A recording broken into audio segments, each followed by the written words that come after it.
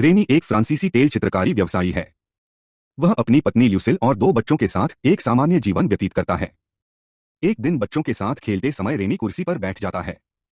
वह जल्दी से उठ जाता है, लेकिन अजीब घटना उसके दिमाग में लंबे समय तक रहती है। उस दिन से वह इसी तरह की घटनाओं को बार बार अनुभव करता है। वह जल्दी से अपने आप को पकड़ने से पहले सोफे में और यहाँ तक कि अपने बिस्तर पर भी डूब जाता है। क्योंकि कोई प्रशंसनीय व्याख्या नहीं है, वह मान लेता है कि यह सब उसके दिमाग में है और इसे अनदेखा कर देता है। एक दोपहर रेनी बच्चों के साथ अपने स्टूडियो में है।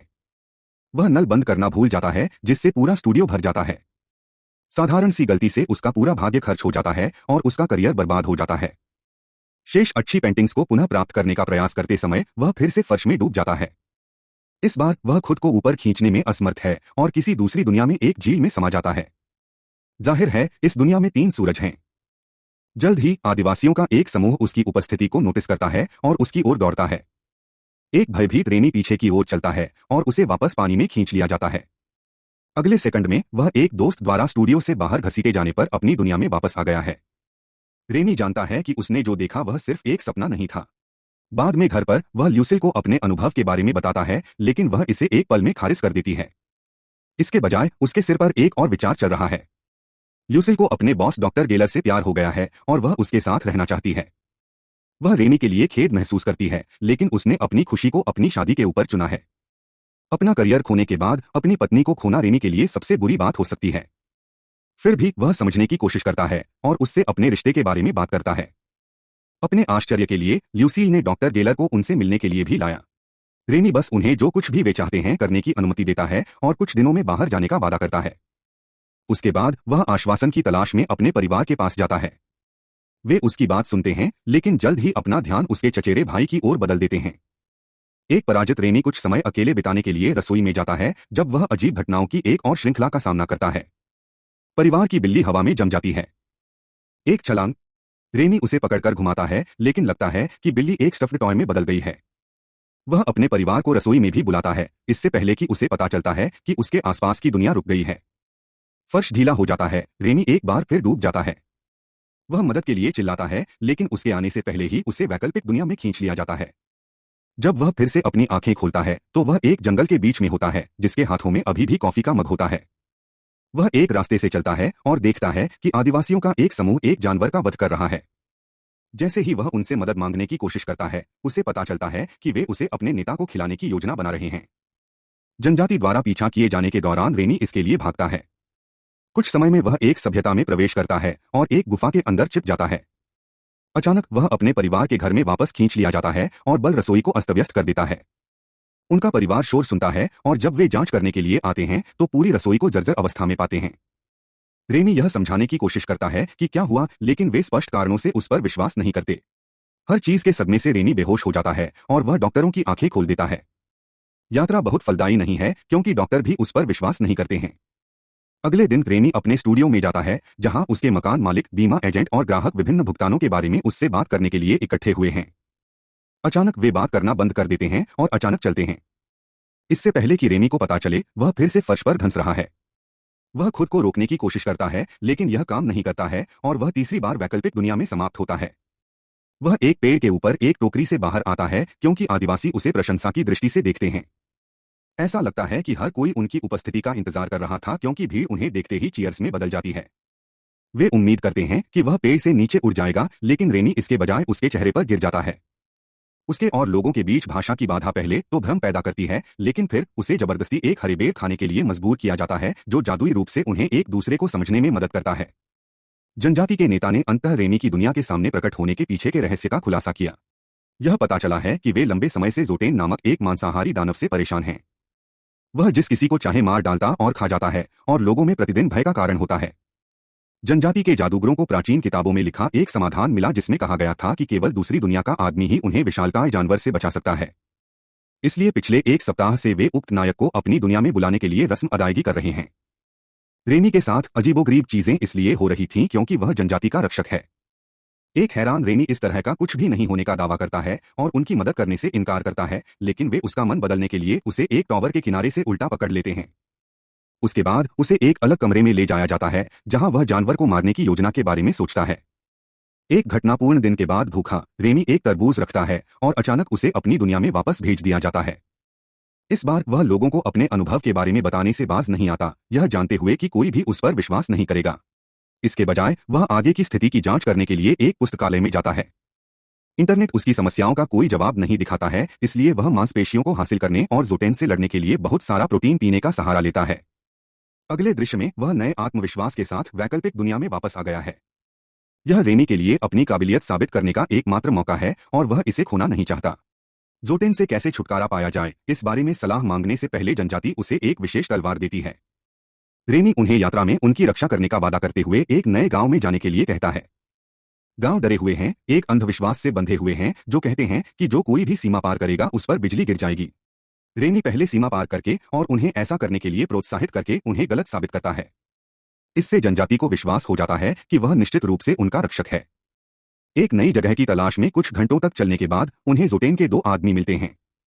दोनों ने रेमी को गांव लौटने की चेतावनी दी, लेकिन वह अपने अभी सीखे लेकिन आश्चर्यजनक रूप से अच्छे बाड़ लगाने के कौशल का उपयोग करके उनसे लड़ता है। वह सैनिकों में से एक को मारने में सफल हो जाता है, जबकि दूसरा अपने नेता के पास भाग जाता है। जब सब कुछ शांत हो जाता है तो लोग शव को निकालने में लग जाते हैं। यह पूछे जाने पर कि वे इसे कहां ले जा रहे हैं, रेमी को पता चला कि वे इसे पकाने और खाने की योजना बना रहे हैं।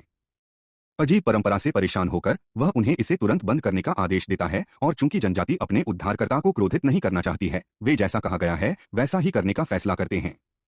कुछ समय बाद लोगों के एक समूह ने खुलासा किया कि ज़ोटेन जनजाति पर हमले की योजना बना रहा है और एक युद्ध होने वाला है। जब रेमी वास्तविक दुनिया में वापस आता है तो वह युद्ध की रणनीति और इतिहास पर किताबें पढ़ना शुरू करता है। वह युद्ध संरचनाओं, शासन और तैयार करने के लिए कई और चीजों के बारे में शोध करता है। यह पता लगाने के बाद कि सबसे महत्वपूर्ण कारक एक प्रेरित टुकड़ी है, रेमी जनजाति से अगली बार मिलने पर भाषण देता है। थोड़े से प्रोत्साहन से लोग अपने और अपने परिवार के लिए लड़ने को तैयार हो जाते हैं। एक दिन रेमी जनजाति के साथ रहने का फैसला करता है और रात को महिलाओं से घिरा रहता है। वे उसे खुश करने के लिए कुछ भी करने को तैयार हैं, लेकिन रेमी की इसमें कोई दिलचस्पी नहीं है। उनकी उन्नति से उसे एहसास होता है कि वह अभी भी ल्यूसिल के साथ गहराई से प्यार करता है और किसी और के साथ नहीं रहना चाहता। कुछ समय बाद रेमी मूल दुनिया में अपने घर लौट आता है। अपने बेटे की देखभाल करने के बाद वह खुद को युद्ध के मैदान के बीच में पाता है। आदिवासी बुरी तरह हार रहे हैं, इसलिए वह उन्हें उच्च भूमि पर पीछे हटने के लिए कहते हैं। जैसा कहा गया है वैसा ही करते हैं, किसी भी तरह की जानमाल के नुकसान को रोकते हैं। फिर रेमी अपनी रणनीति को अमल में लाने का फैसला करता है और एक सोई हुई प्रतिद्वंद्वी टुकड़ी के पास जाता है। वह उनका पीछा करने का आग्रह करते हुए उनका अपमान करना और बेतरतीब ढंग से थप्पड़ मारना शुरू कर देता है। चीजें ठीक वैसी ही होती हैं जैसी उसने कल्पना की थी और प्रतिद्वंद्वी सेना एक खाली युद्ध के मैदान में सामने आ जाती है। यह तब है जब रेमी अपनी सेना को हमला करने के लिए प्रेरित करता है और खुद एक पेड़ के तने के अंदर छिप जाता है। एक तिहाई दुश्मन तीरों से मारे जाते हैं और बाकी अचानक हमले के कारण कमजोर हो जाते हैं। कुछ ही मिनटों में वे डर के मारे पीछे हट जाते हैं, जनजाति को जीत का स्वाद देते हैं। वे रेमी को नमन करते हैं, जो अब उनका परम नायक है। युद्ध के बाद जनजाति को एक नई उपजाऊ भूमि में ले जाया जाता है, जिसे वे अपने नए घर के रूप में घोषित करते हैं। रेमी सम्राट बन जाता है और गांव को एक बेहतर जगह बनाने के लिए अपनी दुनिया के ज्ञान का उपयोग करता है। जल्द ही वे एक के बाद एक प्रगति करते हैं और खुद को एक आधुनिक सभ्यता के रूप में स्थापित करते हैं। रेमी को एक भगवान के रूप में सम्मानित किया जाता है और उसके साथ रहने के लिए कई रखैलें दी जाती हैं। इस दुनिया में रहने के दौरान वह अपनी पसंदीदा मालकिन का मोनालिसा शैली का चित्र भी बनाता है। 6 महीने इसी तरह से गुजरते हैं और सम्राट होने के नाते रेमी एक व्यक्ति के रूप में बदल जाता है। पहले वह ल्यूसिल के बॉयफ्रेंड गेलर से डरता था, लेकिन हाल ही में उसके व्यवहार में बदलाव के साथ रेमी की उपस्थिति से गेलर को खतरा है। जब वे अपने मतभेदों के कारण झगड़े में पड़ जाते हैं तो रेमी तुरंत उसे बाहर करने के लिए तैयार हो जाता है। इससे उसे संतुष्टि का एहसास होता है कि जिस आदमी से वह एक बार हार गया था वह उससे डर गया है। जैसे जैसे समय बीतता है, रेमी की उपलब्धियां उसे एक अहंकारी व्यक्ति में बदल देती हैं। उन्होंने अपने लोगों के साथ नौकरों की तरह व्यवहार किया, जिससे सफलता उनके सिर चढ़ गई। गांव के लोग कुछ महीनों तक चुपचाप उसके आदेशों का पालन करते हैं, लेकिन समय बीतने के साथ विद्रोह करना शुरू कर देते हैं। जब रेमी को इसका संकेत मिलता है तो वह समस्या के बारे में अपनी प्रजा से बात करने जाता है। उनका दावा है कि उनके मनोरंजन के लिए उनसे अधिक काम लिया जाता है और उन्हें कम भुगतान किया जाता है। गांव को अधिक फैंसी महलों की आवश्यकता नहीं है, बल्कि सम्राट को लोगों के जीवन को बेहतर बनाने के लिए प्रयास करना चाहिए। रेमी विद्रोहियों के साथ बातचीत करने की कोशिश करता है, लेकिन बात नहीं बनती। पर्याप्त होने के बाद वे उसे पकड़ लेते हैं और उसे गांव से पूरी तरह बाहर निकाल देते हैं। वास्तविक दुनिया में लौटने पर रेमी एक दोस्त के पास जाता है और अपने स्टूडियो को फिर से खोलने के लिए मदद मांगता है। जब वह सम्राट थे तब से स्पष्ट रूप से अधिक विनम्र हैं। डेल्फिन नामक एक ग्राहक के साथ एक रोमांटिक संबंध विकसित करने के बाद उसका जीवन पटरी पर आ जाता है। वे डेट करना शुरू करते हैं, लेकिन जब वह पहली बार उसे चुनने के लिए झुकती है तो रेनी को वैकल्पिक दुनिया में वापस खींच लिया जाता है। जनजाति ने भविष्यवाणी को पूरा करने के लिए जोटेन को मारने के लिए कहा, उसे फिर से बुलाया। हालांकि रेनी इसमें शामिल नहीं होना चाहता, लेकिन उसे जानवर के साथ एक गुफा में जाने दिया गया।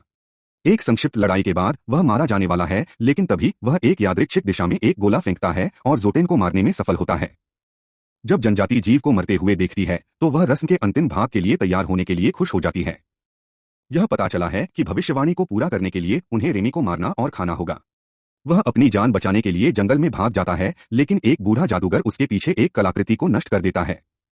संरचना के बिना रेमी अपनी दुनिया में वापस नहीं आ पाएगा। वह जल्द ही मिल जाता है और मारा जाने वाला होता है जब उसकी उपपत्नी जलती हुई कलाकृतियों को पुनः प्राप्त करती है और उसे नदी में फेंक देती है। नतीजतन उसे एक अस्पताल में अपने परिवार के पास वापस भेज दिया जाता है। उसकी प्रतीक्षा करते हुए ल्यूसिल और डेल्फिन एक दूसरे से मिलते हैं। यह पता चलने पर कि उनके तलाक को अभी तक अंतिम रूप नहीं दिया गया है, डेल्फिन ने रेनी से दूर रहने का फैसला किया। अगले दृश्य में ल्यूसिल को पता चलता है कि वह अभी भी रेनी के साथ प्यार में है और गेलर एक बहुत बड़ी गलती थी। वह उसे बताती है कि उसने उस लड़के को अपने घर से निकाल दिया है और वह अपने रिश्ते को दूसरा मौका देने को तैयार है। जवाब में रेनी उसे हमेशा खुश रहने के लिए कहती है और चली जाती है। वापस दूसरी दुनिया में लोग रेनी की मूर्ति को अपने उद्धारकर्ता के रूप में सम्मानित करने के लिए बनाते हैं। कुछ महीने बाद ल्यूसिल और रेनी अपने बच्चों के साथ एक समुद्र तट पर हैं, एक परिवार के रूप में अपने जीवन का आनंद ले रहे हैं। अंतिम दृश्य में रेनी टीवी देख रहा है और यह पता लगा रहा है कि मोना लिसा की उसकी पेंटिंग एक पुरातात्विक स्थल पर मिली है। हालांकि इतिहासकारों का मानना है कि यह एक 10 वर्षीय दा विंची द्वारा बनाया गया था क्योंकि चित्र औसत दर्जे का है।